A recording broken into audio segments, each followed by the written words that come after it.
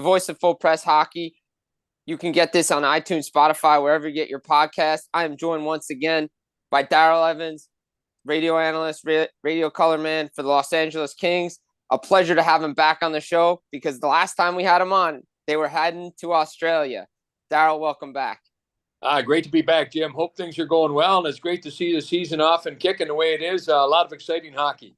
There is a lot of exciting hockey. The Kings are one of those exciting teams this year. I know a lot of people had them circled on their calendars and in the standings and where they were going to compete. And, before we get into the Australia trip and what that experience was like, what's your impression so far the Kings start to the season already? They had a nice win on Tuesday against the Toronto team coming back from a road trip. But what have your initial thoughts thus far? Well, I think all in all, the Kings are quite pleased with the way that they've played.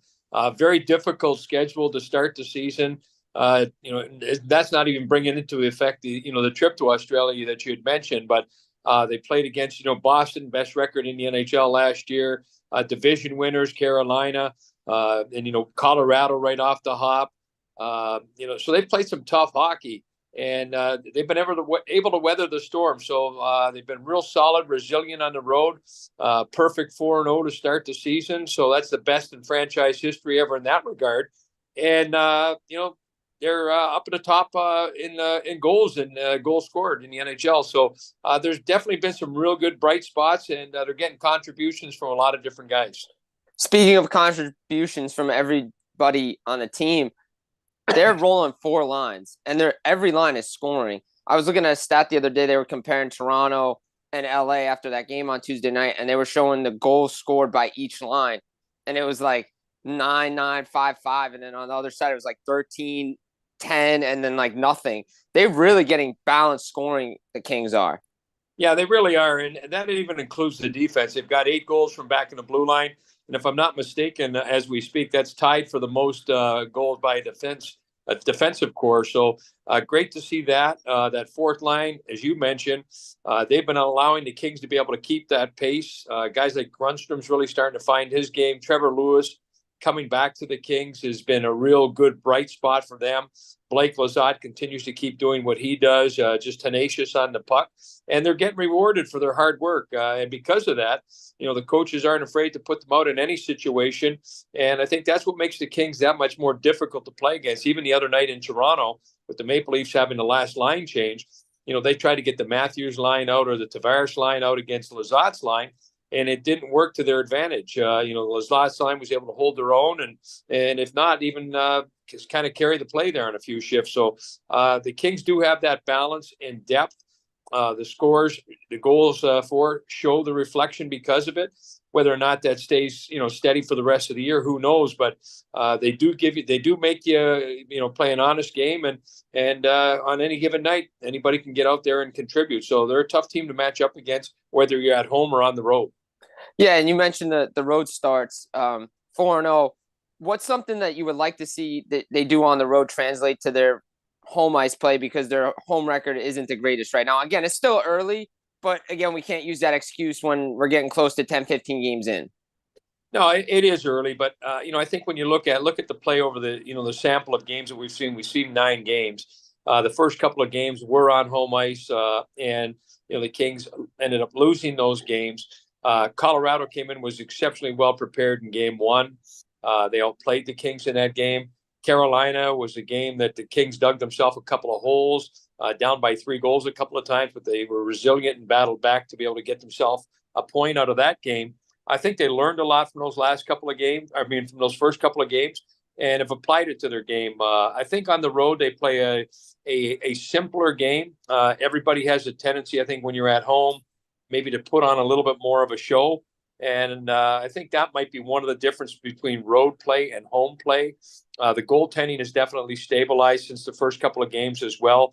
More consistency in that position. So I think it's just all starting to come together nicely. I think when it's all said and done, I think you'll see the Kings' home record get back to where they expect it to be. And they'll be a difficult team to play against when the teams come on the road into Crypto.com Arena. You mentioned Lizotte's line, and I was watching the game Tuesday, and I saw them that they got power play time. That was more of a reward, not like, because you hear it on the radio, this could be not trying to rub it in. It was only 4-1 and they went out there. That was a reward for those guys, right? Yeah, that's a reward for them. And this year, unlike years in the past, last year the Kings struggled on the penalty kill. It's that fourth line that has been starting the initial penalty kill. Lewis, Lazat, Grunstrom's getting some time out there as well. But Todd McClellan's electing to go with that group first, and they've taken a lot of pride in it. They're very responsible. They're doing a good job at a face-off circle, and they manage the puck well. So they're earning each and every moment that they get on the ice. They know they're in a tough position to compete with. When you look at the top three lines, you look at the personnel that's out there, what their potential, what they're capable of doing. If you're not at your best, you're not going to get on the ice, and rightfully so. So Tom McClellan's mentioned it a couple of times that on a consistency basis, that might be their most consistent line so far. And of course, that's not going to be the line that's going to produce the most, but when you look at consistency, doing all the little things, the attention to detail, trusting, reliability, predictability, that line is doing it all right now. Yeah, very impressive what the Kings are doing. And as we spoke last time, they were trying to model themselves after Vegas down the middle. And then with Kopitar, Deneau, Dubois, those guys have been really producing, Kopitar especially. But it seems like everybody's buying into the system. Todd McClellan's got these guys going. But I've been really impressed with those three centers this year, especially Kopitar, because, again, he's up there in age, but he seems to be like an ageless wonder, like Joe Pavelski down in Dallas. Yeah, Kopitar, he never shows any signs of, that his game is slipping, continues to play a prominent role, power play, penalty kill, protect the lead, you need a goal, all the critical situations, just surpassed the 1,300 game mark, the only player in franchise history that's ever done that. He passed his old buddy Dustin Brown for the most games played in franchise history. And like you say, he just shows no signs of easing up at all. I think one of the things that pushes him is the line mates that he has. He's got two young players, Quentin Byfield on his left and Adrian Kempe on his right. Both players play with speed and pace. And I think they're doing a great job. The chemistry between those three guys, using Ange's experience, his savvy hockey play, his hockey IQ. They use their strength and speed along the walls, keep plays alive, free pucks up. So I think they have a really nice chemistry between the three of them, and there's no reason that that line shouldn't continue to get chances. We saw Kempe the other night in Toronto. That was his first even strength goal that he scored. His previous two goals were into the empty net. So he leads the team in shots on goal. So it's just a matter of time. He led the team last year with 41 goals. He's going to break through. Byfield's starting to get more chances, and he's finding himself around the net a little bit more. So a lot of that has to be, attributed to what Anze Kopitar brings to that line on a night-to-night basis. Yeah, just to follow up with Byfield, very impressive in the game against Toronto. Couple assists. Has his game gone to the next step and to the next level because of his play with Kopitar being on that line?